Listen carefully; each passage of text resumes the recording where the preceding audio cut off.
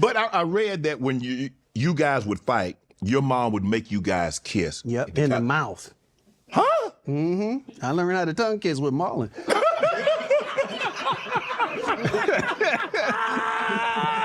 Nah, but like once you kiss your brother in the mouth, you don't want to do that. You want to fight no? You don't Yeah, want to we fight done. no more. Yeah, we'll take this. We'll go outside. Right. We'll find a place to finish this. But like we didn't like kissing each other. But to finish the kissing thing, yeah.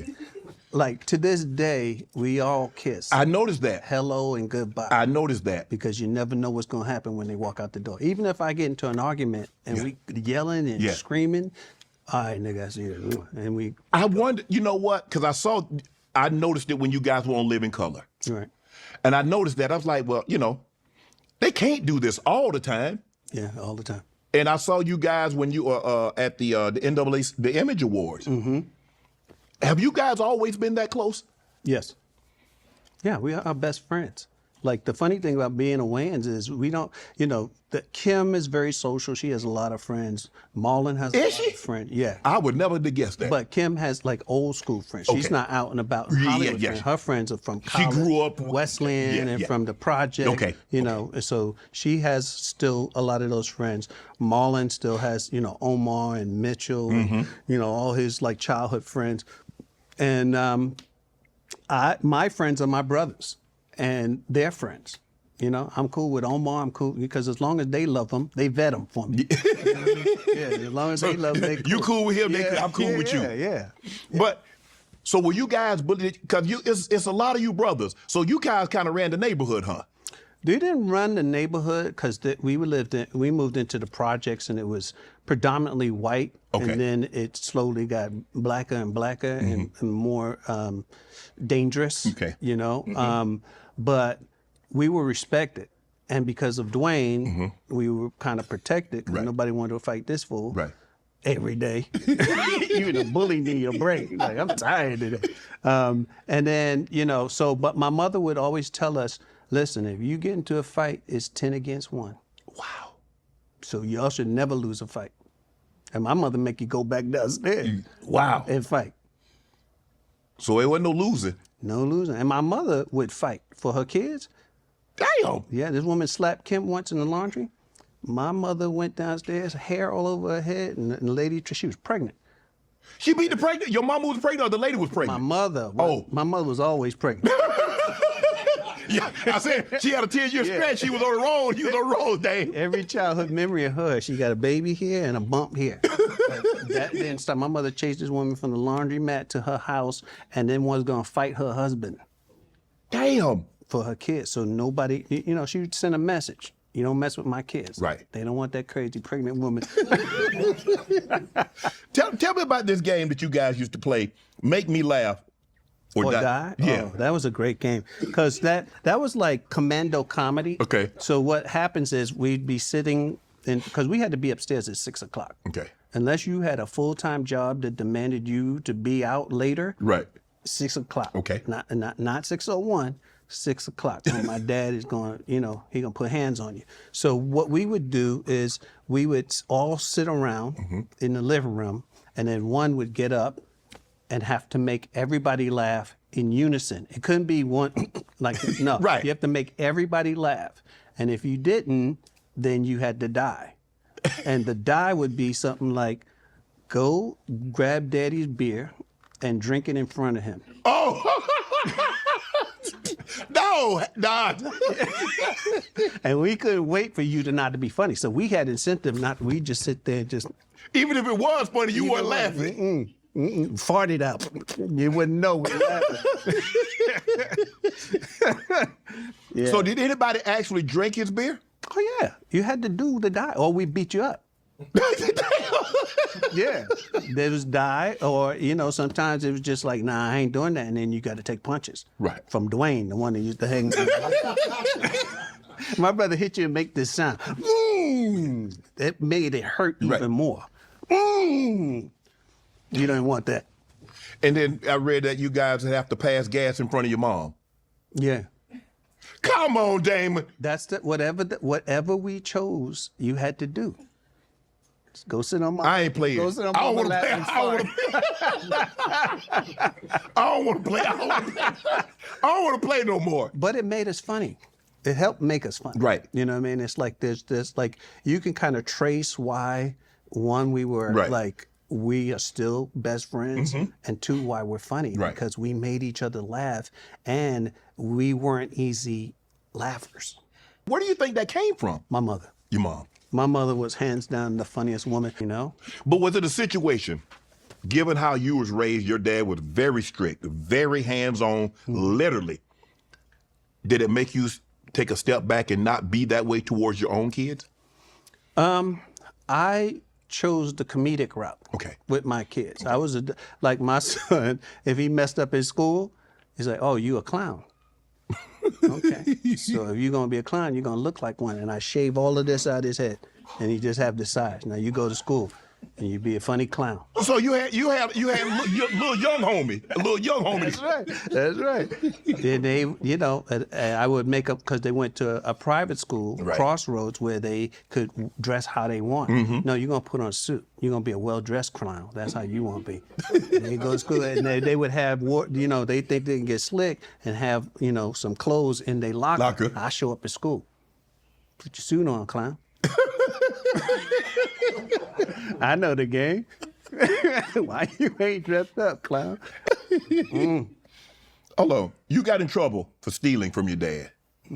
I stole 15 cents from my father, and he missed it. And I'm like, I don't ever want Y'all to be that this poor? He missed 15 cents? 15 cents, came downstairs, followed me down the stairs, and like a school bully, threw me against the wall. Where my money? And I'm like, I know, I didn't take no dollars. So I'm just like, what? And I had it separated in my pocket. Right. Right? Because you hear the change. And my father searched me. He pat you down? He stop and frisk? Took that's my nickel, 1964. That's my nickel. And he beat me right down the stairs like a dude off the street. Damn. And like I said, I don't ever want to be that poor that I missed 15 cents. But that's with me today. That's part of my motivation. Damn. How important do you think having your dad in your household, given what you know now, how important do you think that is to have a black man in the household? The greatest gift my father ever gave us was coming home. Damn. That's deep. That was the gift. That's like, you come home. He taught us love, like unconditional love. Before I make my other point, was your goal always to do stand-up and go to television? Because it seems like there's a natural progression. Stand-up became therapy for me. I've been able to solve a lot of problems in my life by going on stage, and I just enjoyed like talking about my foot, and I talked about my brother dying, and just everything. And I did stand-up because I had to. Okay. Because I've been suicidal. I've been in very, very dark places, but when you go on stage and you talk about it and people laugh, you go, oh, it's not that bad. What else is messed up in my life? Is that what a comedian job is to take real life events and make them funny? Even if it's personal events, like you said you were suicidal, you talk about that and you make a joke out of it, or you see things going on in the world, you make it funny and you make people laugh, and for that set, 30 minutes, an hour, 90-minute set, they forget about the problems that there might be going on. Yeah. Your job as a comedian is to live until you almost die, to survive it and then cry, then put a smile on your face and tell them why. Wow. As being a top comedic stand-up, being a top actor, obviously in the 90s you had it going on. What I mean, do you buy anything lavish? Did you live? I mean, you say you broke your marriage up, so you kind of living I had a nice house in a gated community. And Michael Jordan moved in next door to shoot Space Jam. Right. But my wife got that in the divorce. You go over and check him out? You talk to him? Yeah, we became like friends. But I gave Michael his space. Right. because you don't go behind a gated community to be bothered. Right. Yes. By the dude next door. So, you know, we had have a friendship, and it's based in, you know, love and respect. Right. He's taught me a lot of things about life and how to navigate fame and all that other stuff. But She got the house? she got the house. You want it back? No, I want her happy. No, honestly, because it's you know, when you say it's over, right? And you pay whatever. When you think about, you know, giving up, who Jeff Bezos gave up like $3 billion. No, 40 plus billion. No, that was the other guy. Who was the? No, Bezos that gave was them stocks. Oh, Yeah, okay. it was over 40. But that was just for peace. The price of peace. I like chaos for 40 billion. 40. But he gonna go make. Yeah, but he got 230 now, so he good. Right, Yeah, but that you know, as a woman, you got to say, someone would give me $40 billion to get out of their life. Damn. I sure wish I had 40 billion. What do you think the dumbest purchase you've ever made?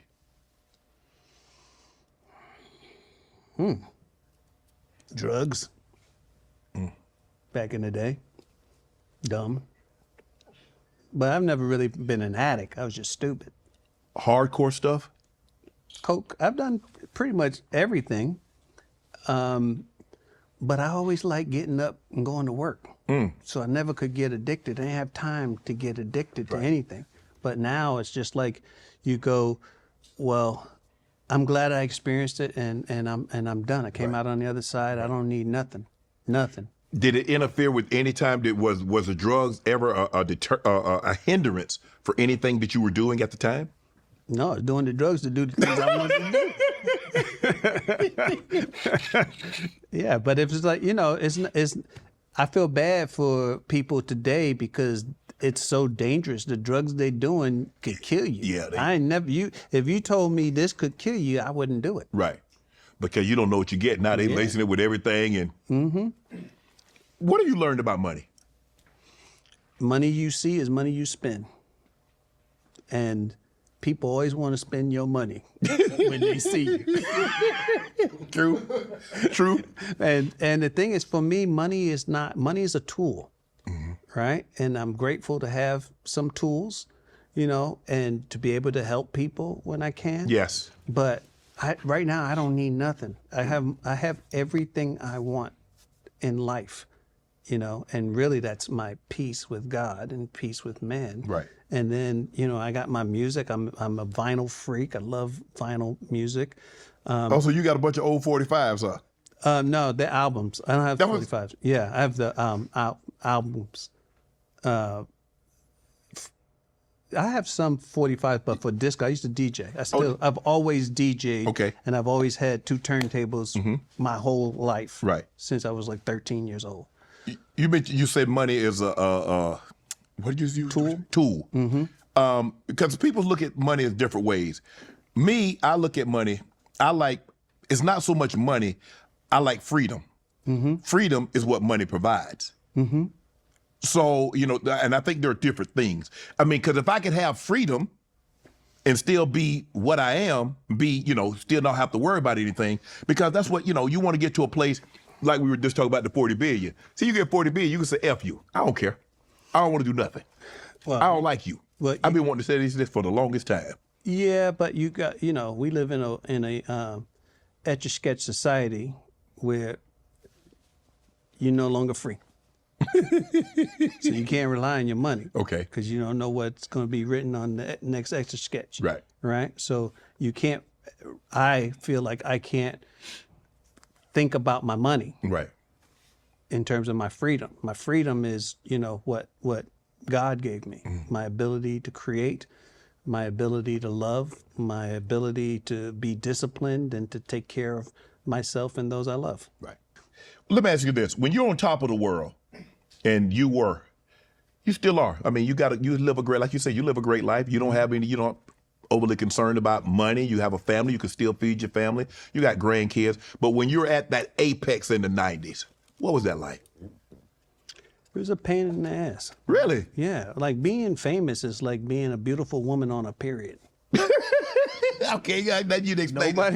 Nobody know the cramps and stuff that you What's going feel. on internally. Yeah, they see the external beauty and they think you should be happy, and it's like, I'm bleeding. Right. Okay, you want to know? I'm bleeding. So what was?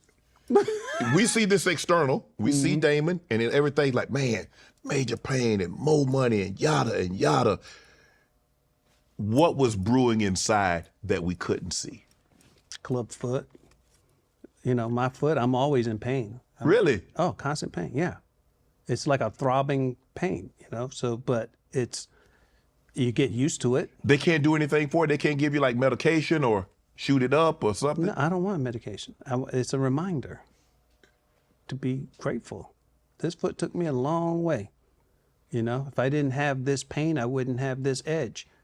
I wouldn't have my perspective on life. I wouldn't have that fire on my tongue, right? So I'm grateful, but people can't see that. Right. People can't see that you are, you know, the internal conflicts you have, you know, with family and friends and people, you know, that you tend to lose friends because you loan them money and then they don't pay you back. And then they get mad at you. Because you asked for it back. Yeah.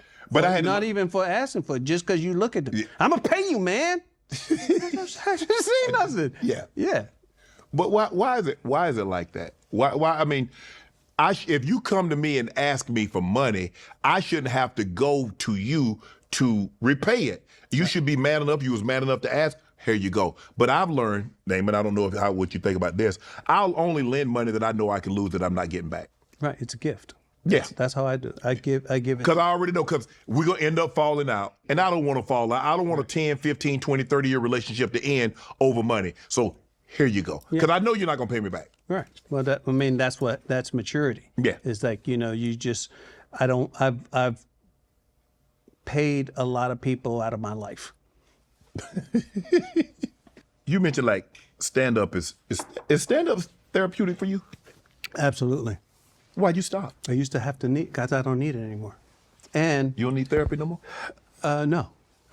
No, I'm at peace. I really am. I'm at peace. And, you know, the therapy is knowing that I can bow my head and, you know, that God is hearing my prayers and seeing in my life my prayers answered. And it ain't for material things. It's for the safety of my family and, you know, for me to have wisdom and to be grateful for everything. You know, Because you have so much going on in your head? no, because it runs my family. It's like diabetes. You got to know that it's a possibility. Right. And the thing is, you know, I can't turn my brain off.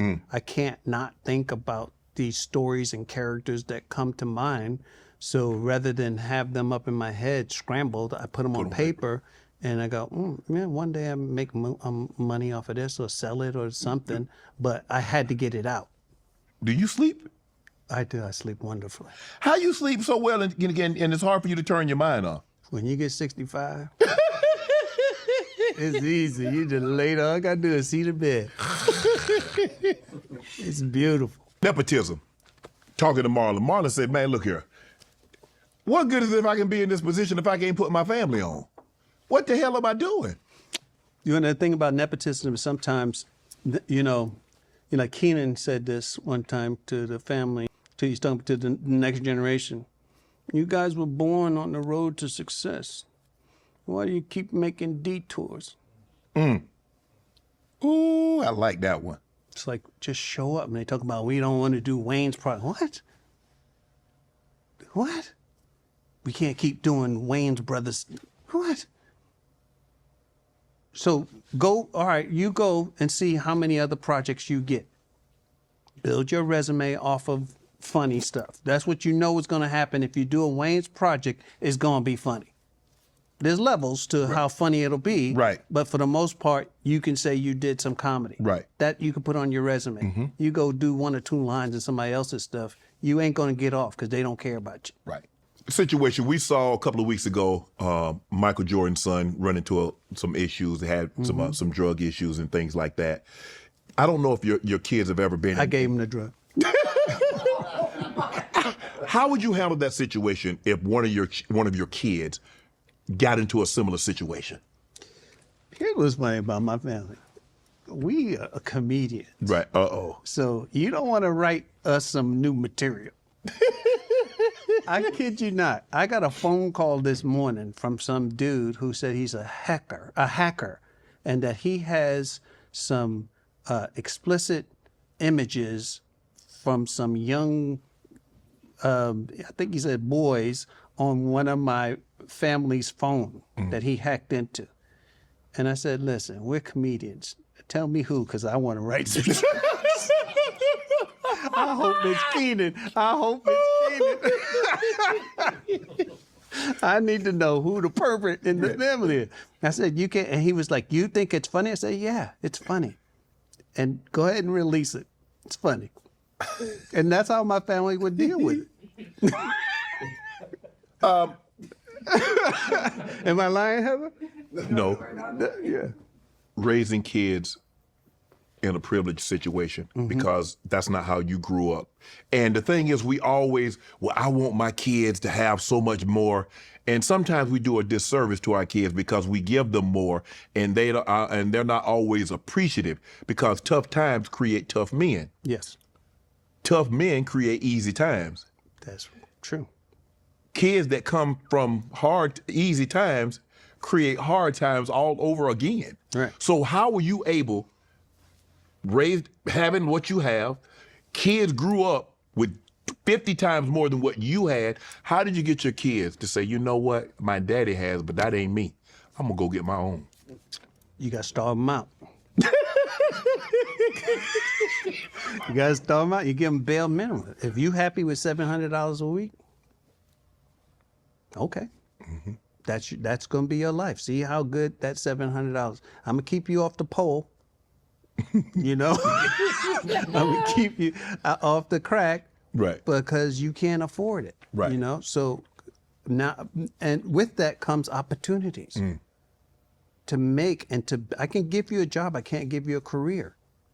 Wow. And the thing about having like the next generation, they don't have that.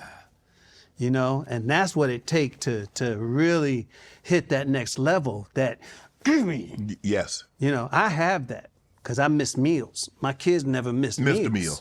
So and they wasn't eating, you know, pig knuckles and everything like that. They eating steak. They eating lobster. They eating crab leg. They have a snack. What do you call that? A pantry. With snacks.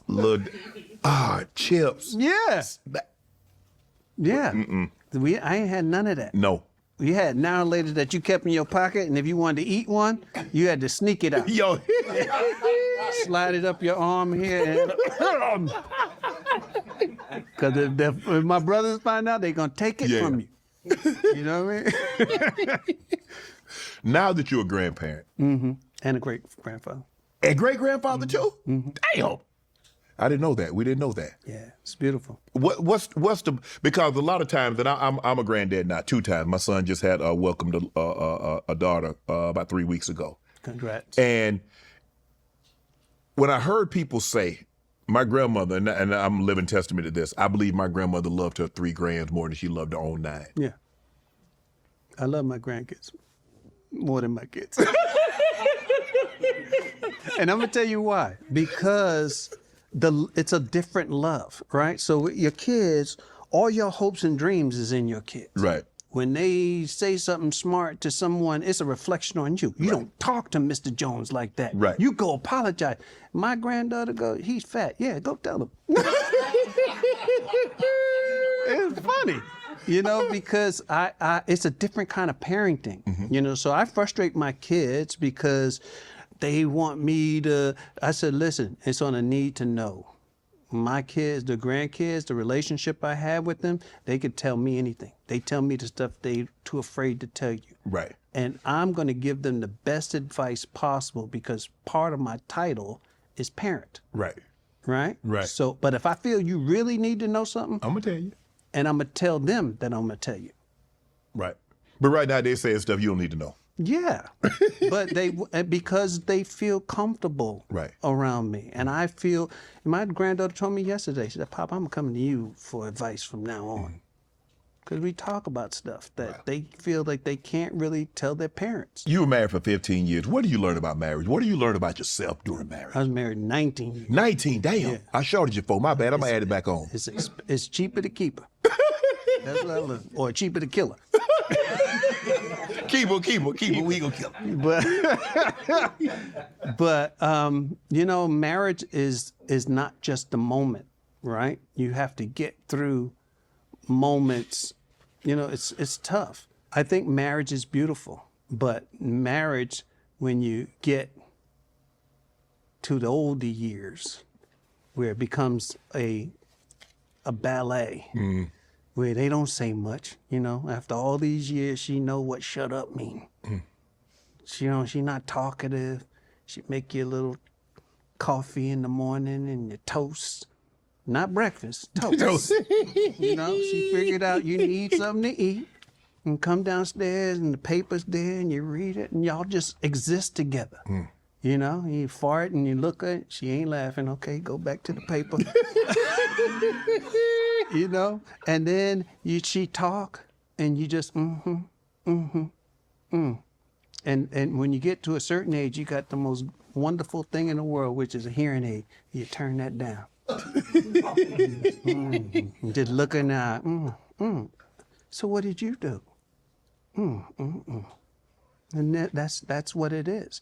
But you think about all that you've been through, and the kids and the grandkids, and it's special. I think marriage is a beautiful arrangement. I was just too young and dumb to know that back then. Are you on good terms? Yeah. Here's what's crazy is, for the longest, like she and I would, we never said it to each other, but we just made up our minds that we can't let the grandkids feel our resentment. And there was resentment, She'd come in and sit over there and I'd sit over there. And then probably about 7 years ago, I was over at Junior's house, family gathering, because kids would invite her to barbecues at my house, and it's fine, And what it was is the fear of having to relitigate what happened in the marriage. Right. And I know I messed up. Right. I messed up, so I don't want to deal. That's why I pay you alimony, so I don't have to deal with that, right? But about 7 years ago, we were over at Junior's house, and we're sitting outside, and she's over there somewhere. And we're laughing. That's what we do is laugh, joke, and we start reminiscing. And then she came and sat right next to me and started chiming in. And then we were talking about, she brought up a story and I was like, remember. And the kids were like, talking. But I could feel all the tension just leave. Dissipate. The relationship changed. I love her. And I was able to say, I love you. And she says that to me when we see each other. I care for her. I don't want nothing bad happening. Right. And it's maturity. Right. And she said the last week when I saw her, she's like, we did good by the kids, right? And we high-fived. Yeah. Wow. So what's the dating life like for? Because I need, I'm headed towards 62, bro. I don't date. I'm happy. You happy? I wake up in the morning like a kid. You run outside and you come home smelling like pennies. I could do whatever I want to do. There's peace in my house. Right. I don't have to. Hey, we good? You all right? You need anything? Yeah. I could not. I've been by myself too long. You set in ways then, huh? So you ain't getting married no more, huh? No. I never say never. Right. Because if some woman can climb over the wall of resentment and the bile that I have in my all the stomach, checks you done had to write. Yeah. For 25 years, I've been writing checks, alimony. If she can come out, she was sent by God. That's a superhero. Hold on. That can't be true. That you dated the same woman as your nephew once? Yeah. I was in love with her. That's the thing. Come on, you ain't never did. Hell no, I ain't never did that. The Jackson 5. No. For a family member, that's off limits, Damon. No, but it wasn't like they were in love. So he dated her. Do you know how small the pool is out here in Cali? Yes. The dating pool, like, and this was probably what, 2001, 2, something like that? Did you know originally that? Yes, when I met her. So I got divorced, and I was by myself for 2 years. Right. Right. And then I saw her, and I was just like, oh my God, I'm in love. And I found out my nephew had dated. I'm like, what's up with that? He goes, that's you. I was like, okay, pass the Cavassier. Let's go. I'm drinking that now. And I went ahead and I fell in love. And it was okay. But it's just. They clowned you, didn't they? Yeah, family gatherings is awkward. Yeah.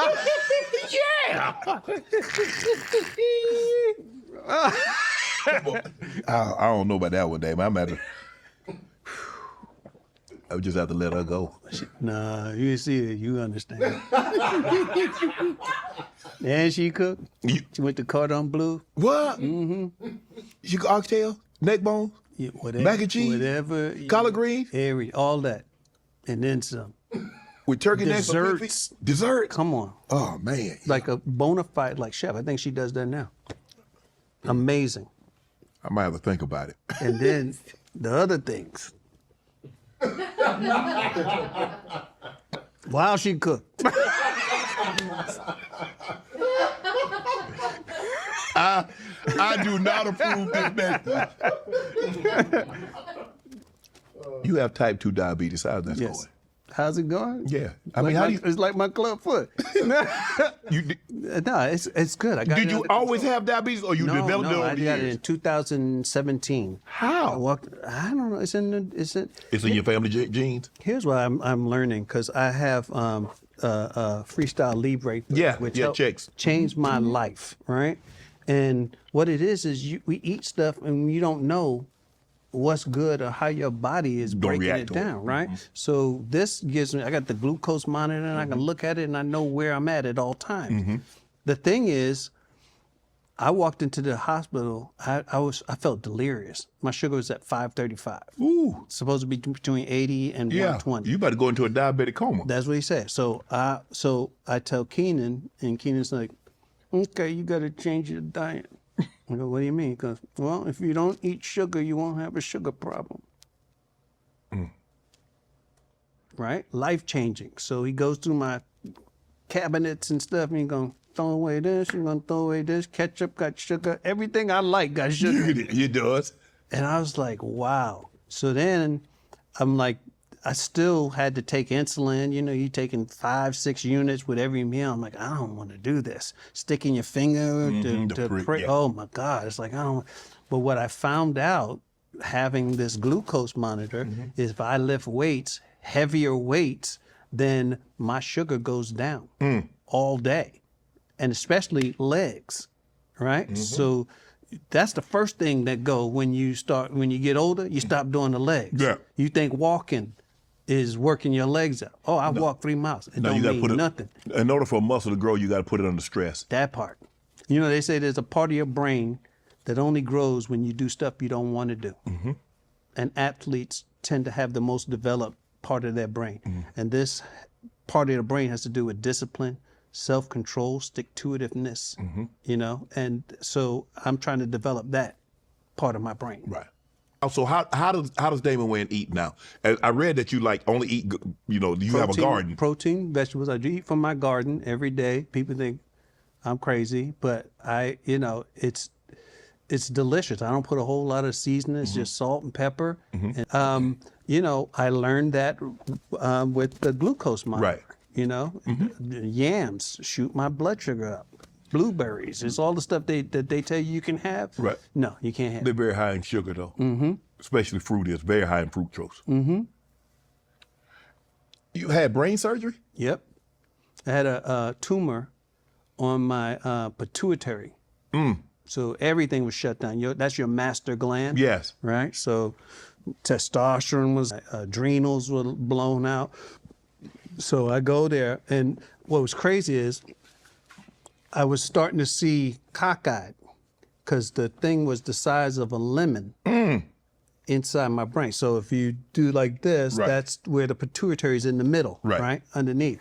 Doctor told me that's the best place to get a tumor because they don't have to cut your head open. They went in through my nose. Right? So, you know, I'm Jehovah's Witness, couldn't do it with blood.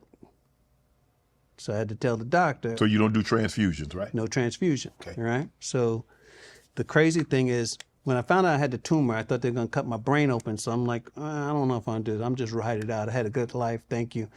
And my family, Kim especially, was like, you are going to get this surgery. I'm going to punch that thing out your head.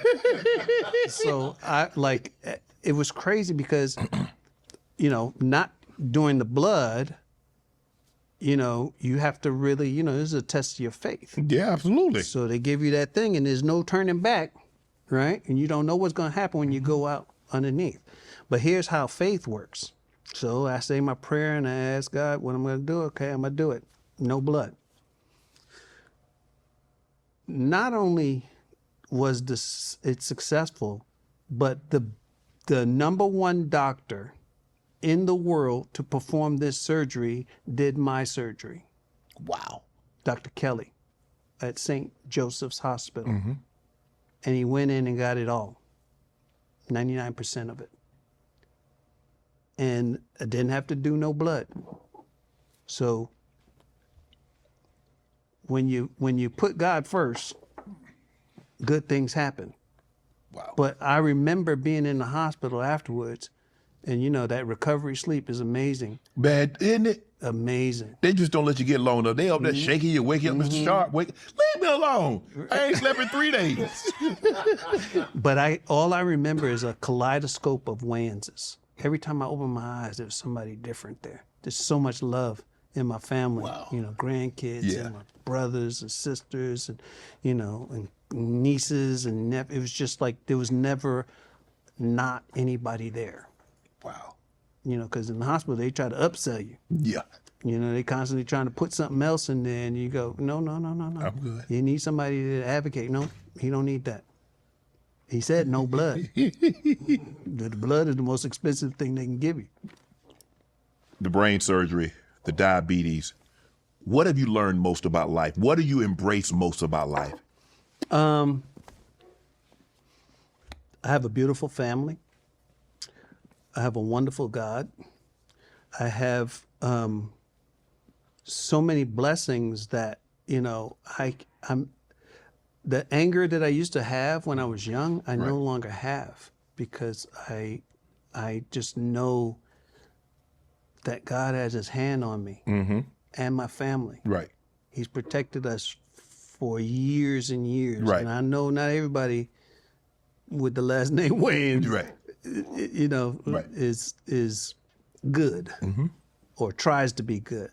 But what we do have is others that will correct you. And we ain't shy about going, hey, you're acting a fool. Wow. Like that. You get checked. And so for that reason, I truly appreciate my family and this wonderful journey that I'm on. You know, people, I jokingly said, when I die, I want it on my tombstone, don't cry for me, you're next.